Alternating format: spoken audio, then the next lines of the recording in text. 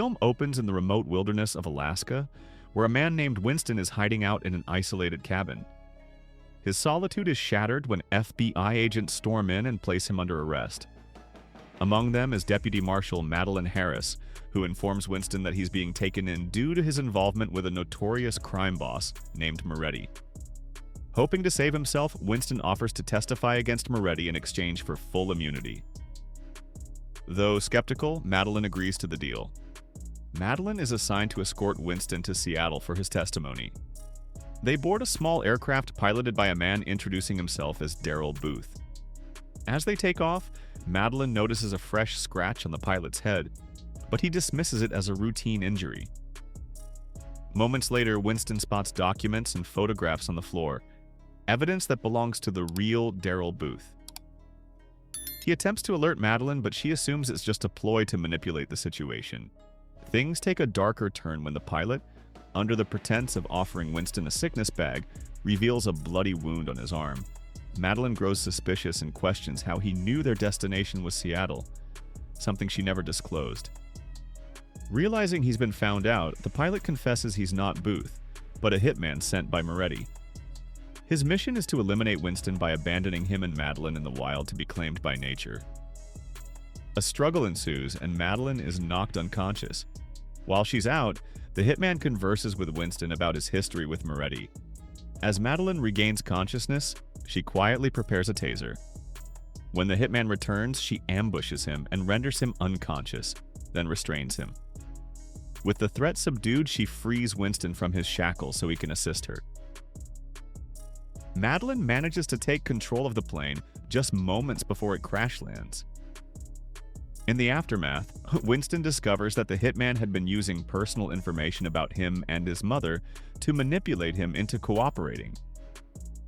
As Madeline attempts to call for help, she reaches out to fellow Deputy Caroline Van Zandt, informing her that the mission has been compromised and warning that there may be a mole within the department aiding Moretti.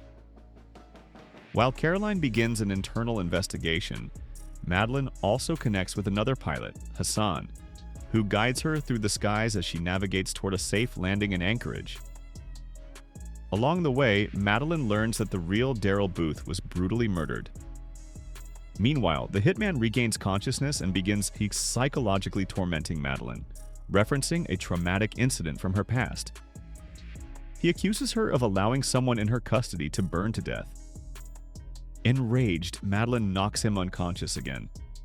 Pressed by Winston for the truth, she reluctantly recounts the story. While working in Mexico, she was tasked with protecting a woman named Maria, whose boyfriend was entangled with the drug cartels. One day, Maria requested to bathe alone, and though it violated protocol, Madeline allowed it. A Sicario then threw a Molotov cocktail through the window. Maria, handcuffed to the bathtub, couldn't escape, and despite Madeline's efforts, she died in the fire. The incident led to Madeline's demotion to desk duty, and she has carried the guilt ever since. Later, Caroline updates Madeline, claiming a team is en route to assist her in Anchorage. But Madeline grows suspicious. She begins to suspect that Caroline herself might be the department leak. To confirm her doubts and take action, she contacts Deputy Director Coleridge, alerting him to the situation and urging him to track Caroline's movements. After stumbling upon a shipwreck along the coast, Madeline and Winston use it as a landmark to help Hassan pinpoint their location on his radar, making navigation significantly easier. As the plane approaches a mountain, Madeline narrowly avoids a direct collision but ends up crashing through a massive snowbank. During the turbulence, the hitman's knife slides within his reach. Taking advantage of the chaos, he retrieves the knife, cuts himself free, and removes his cuffs after swiping Madeline's sunglasses. Once loose, he viciously stabs Winston twice and lunges at Madeline, attempting to strangle her. Despite her injuries, Winston manages to pull the knife from his own body and uses it to cut the belt the hitman is using as a weapon. Madeline seizes the moment. She drives a flare into the hitman's chest and knocks him unconscious with a fire extinguisher. With Winston gravely wounded and losing blood rapidly, Madeline does her best to stabilize him. Desperate for a faster route to Anchorage, she reaches out to Hassan, who agrees to help guide her, even if it risks draining their fuel supply. Determined not to let Winston die, Madeline pushes forward.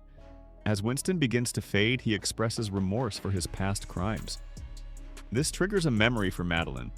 She recalls overhearing where Winston had been sending money, which matches the location Deputy Director Coleridge claimed to be traveling from. The pieces fall into place. Coleridge is the mole inside the department. Madeline immediately contacts Caroline, admits her earlier misjudgment, and warns her that Coleridge is heading her way with dangerous intentions.